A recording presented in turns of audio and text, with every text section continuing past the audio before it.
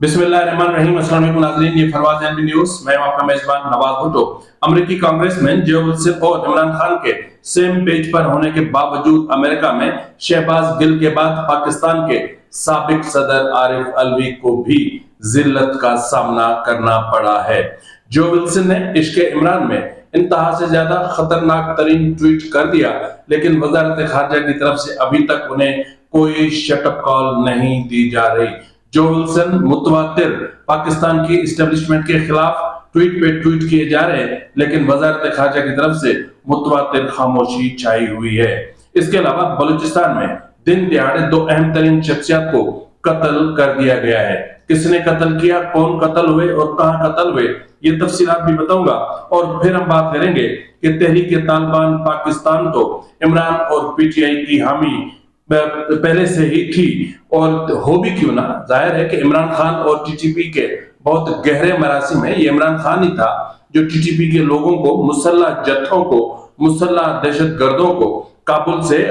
लेकर आया था पाकिस्तान, और अब तो लाल मस्जिद से भी इमरान के हक में आवाज बुलंद होने लगे हैं। क्या टीटीपी, लाल मस्जिद, मारंग बलोच, मंजूर पश्तीन से बढ़ती हुई पीटीआई की कुर्बतें पीटीआई को ले डूबेंगी, या पीटीआई अपने तौर पर यह फैसला कर चुकी है कि उन्हें इंतहा पसंदी का रास्ता अख्तियार करना है और फिर उन्हें अलहदगी पसंदी की सियासत की तरफ जाना है? और फिर क्या लाल मस्जिद के हवाले से कोई एक और बड़ा ऑपरेशन प्लान हो रहा है, जिस तरह 2007 में हुआ था? इसके अलावा आज के व्लॉग में हम बात करेंगे सुप्रीम कोर्ट में हम ख्याल जजेस की तरफ से आईनी बेंच पर कब्जा करने की कोशिश नाकाम बना दी गई है। इसके अलावा मंसूर अली शाह की तजावीज को क्यों अनसुना कर दिया गया, और जस्टिस जमाल खान मंदोखेल की तजावीज भी जुडिशल कमीशन ऑफ पाकिस्तान में क्यों न सुनी गई,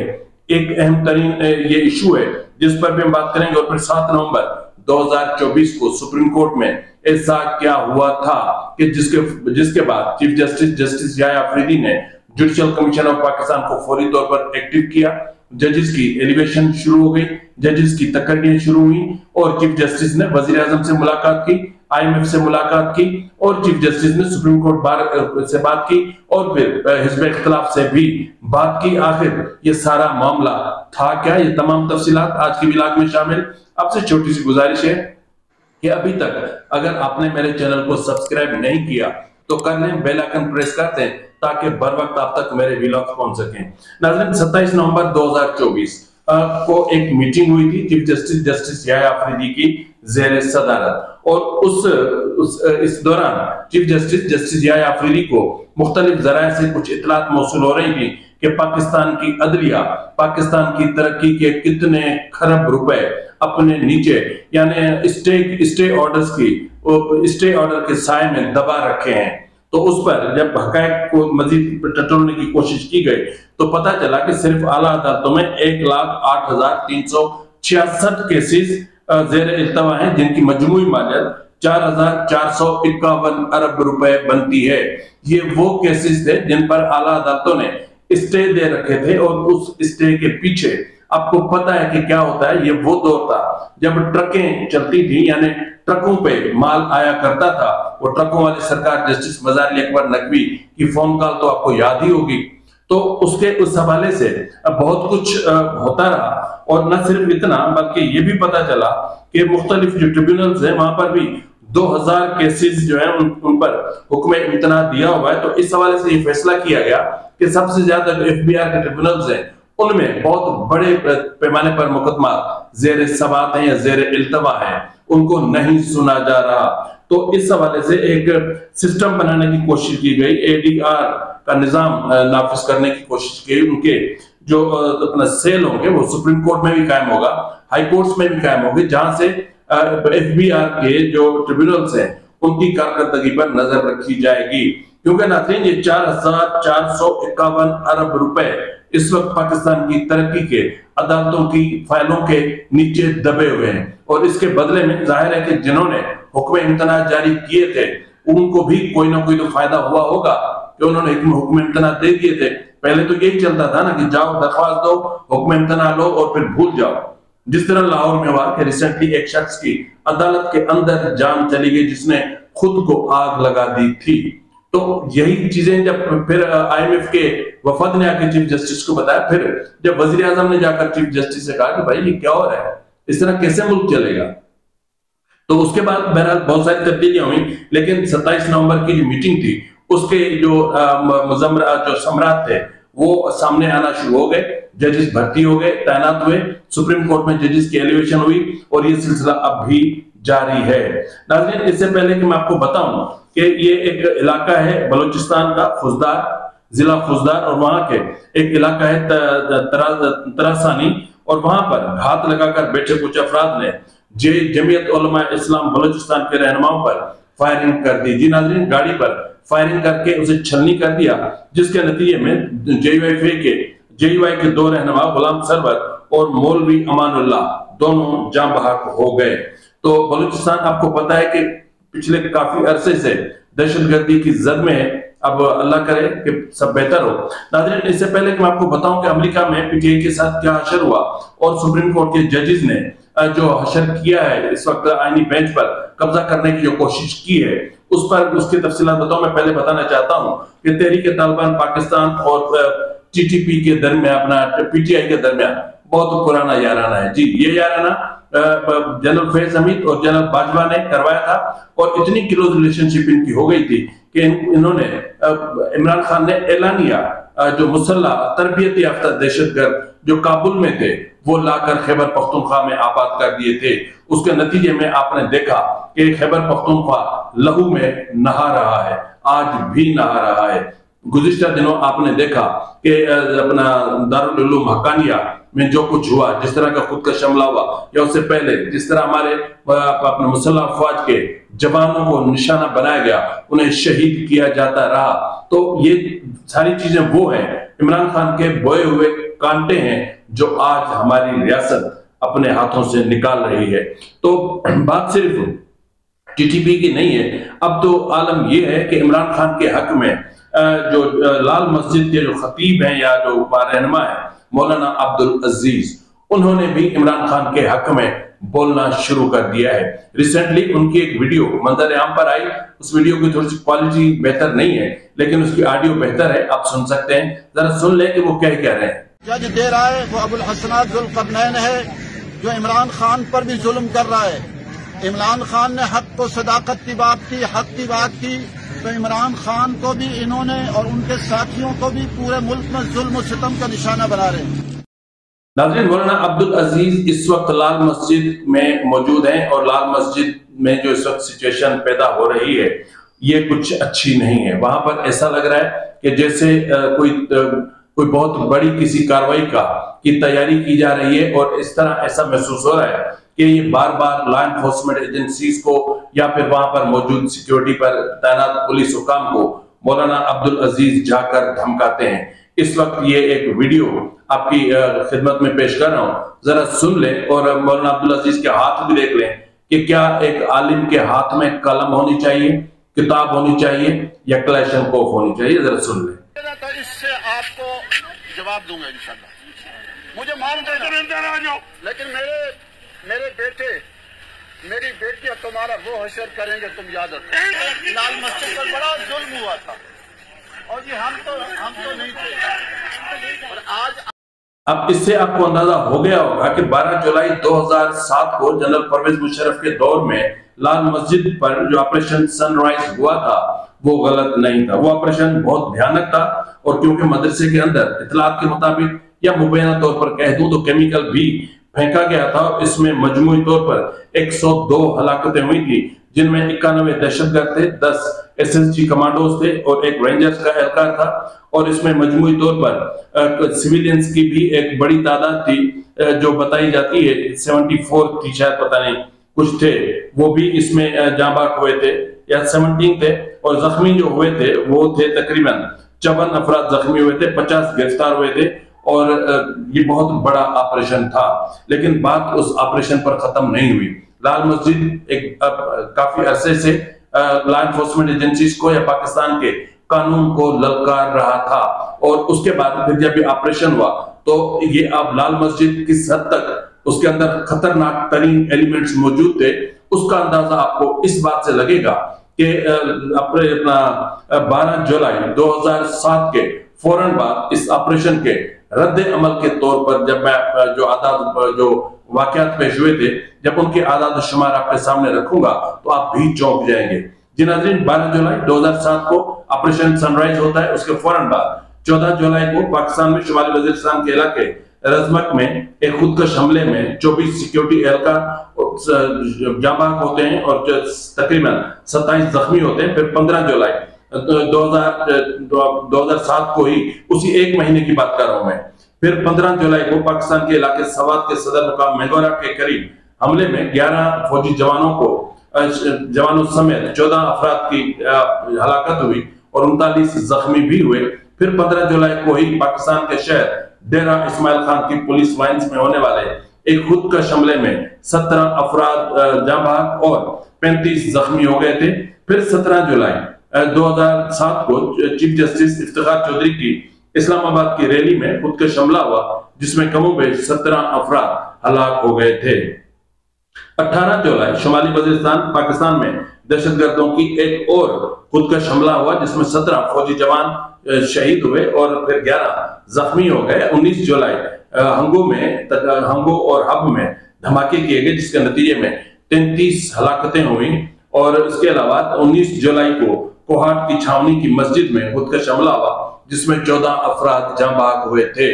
تو اس وقت لال مسجد کا جو آپریشن ہے، جس میں پہلے جو آپریشن ہوا تھا جس میں مولانا عبدالرشید جو برقع پہن کر نکل رہے تھے، جس کے والے سے یہ کہا جاتا ہے کہ انہیں کہا گیا تھا کہ آپ برقع پہن کر یہاں سے نکل جائیں اور مولانا فضل الرحمان سے رابطہ کریں تاکہ اس آپریشن کو رکوایا جا سکے، لیکن بہرحال اس وقت آپریشن ٹل بھی سکتا تھا، آپریشن رک بھی سکتا تھا، لیکن دوسری طرف ریاست تھی اور ریاست کسی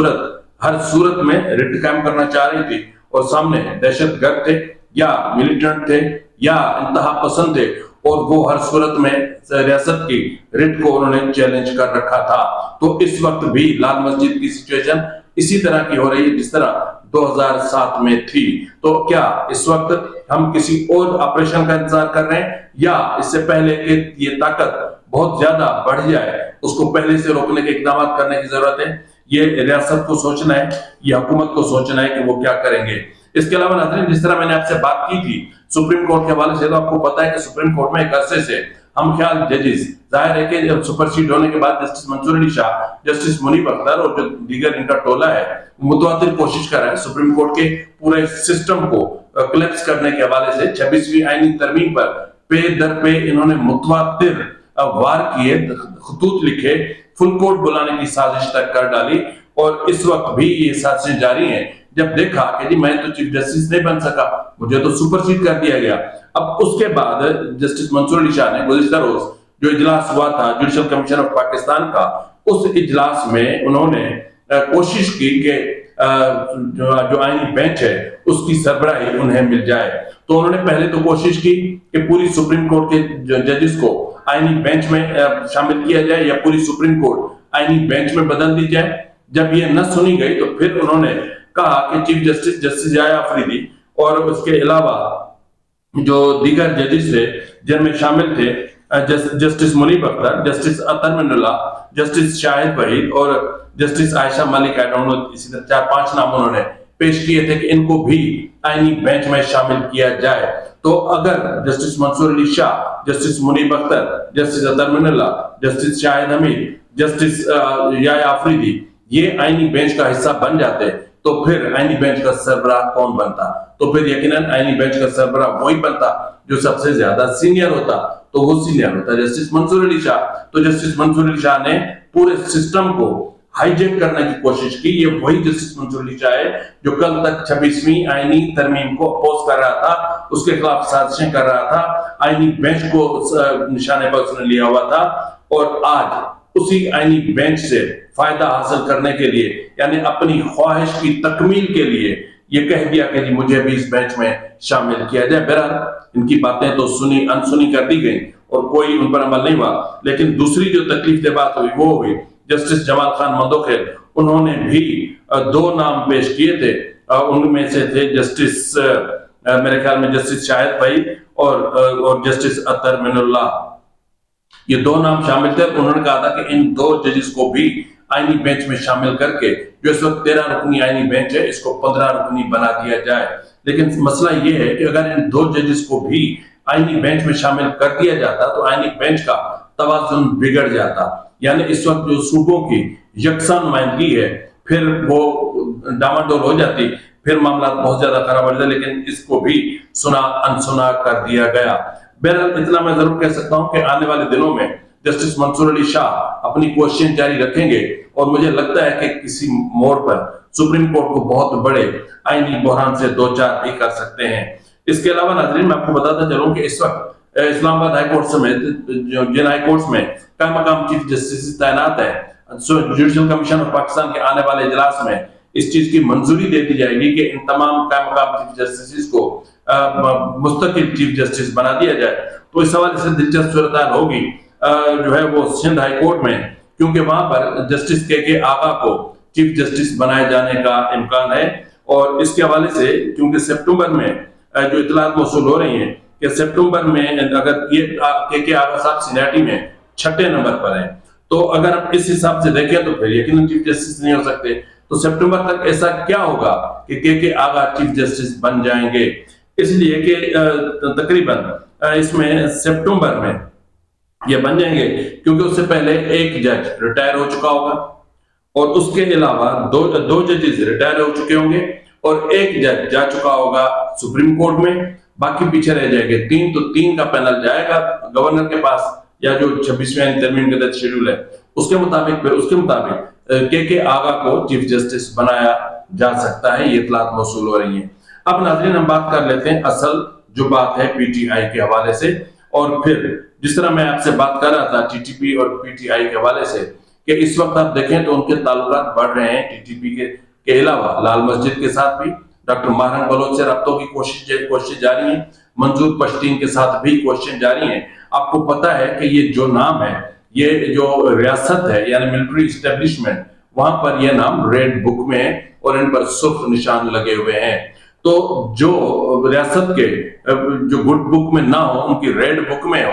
तो उन लोगों को पीटीआई में शामिल करने का मतलब ये है कि पीटीआई या तो माइंड बना चुकी है कि हमने अब मुजाहमत की सियासत करनी है, या हमने अब इंतहा पसंदी की सियासत करनी है, अब हमने खैबर पख्तूनख्वा की अलहदगी के हवाले से कोई अलहदगी पसंदी की तहरीक शुरू करनी है। क्योंकि ये जो इशारे इस वक्त मिल रहे हैं, क्योंकि जिस तरह मैंने आपसे इससे पहले वाले ब्लॉग में कहा था कि पीटीआई मुस्ताफी होने पर इनके अंदर शदीद इख्तिलाफात हैं, मुस्ताफी होते भी हैं तो भी पीटीआई को कोई फायदा नहीं होने वाला। उसकी बुनियादी वजह यह है कि जैसे ही पीटीआई के लोग मुस्ताफी होंगे बहुत बड़ा फॉरवर्ड ब्लॉक खुल के सामने आ जाएगा, तो पीटीआई को उससे भी कोई फायदा नहीं होने वाला। स्ट्रीट पावर इनके पास है नहीं, वो खो चुके हैं। तो अब क्या करें? तो ले दे के अब इनके पास एक यही कार्ड बचा है कि अलहदगी पसंदी का कार्ड, लेकिन इनके पास एक और कार्ड भी था, वो था साबिक सदर आरिफ अलवी।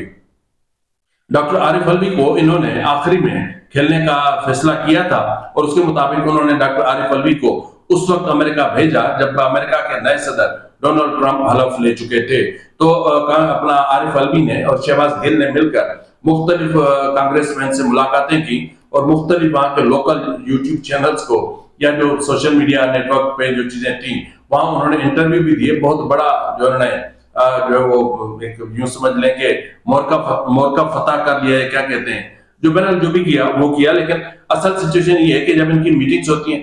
कांग्रेसमैन के साथ, वहां पर इनको बहुत ज्यादा जिल्लत और रुसवाई का सामना करना पड़ता है, क्योंकि जब इनकी मुलाकातें होती हैं तो वहां पर कुछ चीजें सामने आती हैं। इनसे कहा जाता है, जिस तरह डॉक्टर आरिफ अलवी कह रहे हैं कि पाकिस्तान में आइन की बालादस्ती नहीं है, और ये कह रहे हैं कि पाकिस्तान में मार्शल लॉ नाफिज है,